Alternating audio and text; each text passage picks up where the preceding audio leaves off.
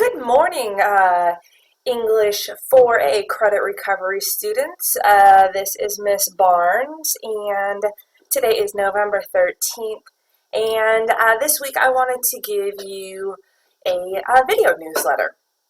This is our class, English 4A credit recovery, Vallejo City. And here is a banner. I change this every once in a while with some important information.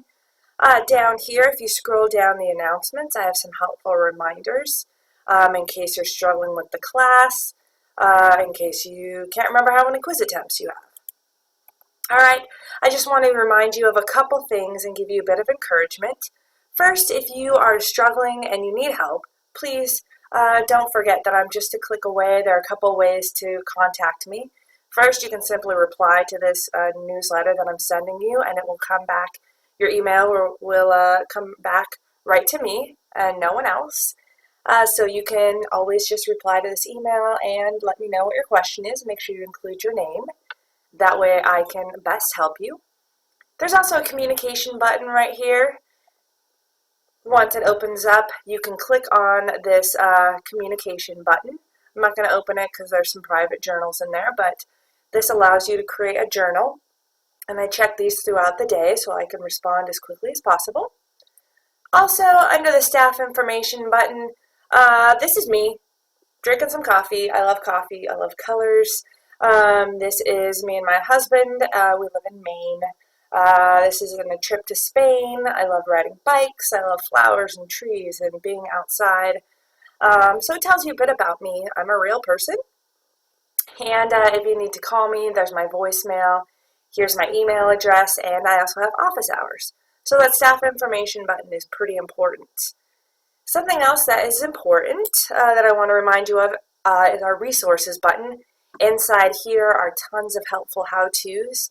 Inside this first folder are several videos that I've created, navigating our course, how quizzes work. If you're just starting out, it can be a little confusing, how to submit assignments, how to read feedback. It's all in here. Very helpful and handy. Something else inside this resources button is details for each of the projects. So if I click on the PO project, the very first project in the class, if you're totally stumped and confused, there are several things in here to help you. First, there's a document with how-to tips, or I've also included them right here, and you can simply read along. And I've also created a video that walks you through step by step. So if you haven't taken the time to watch this, please take, it's about 10, 11 minutes, but I am pretty confident that it will help you complete that first project.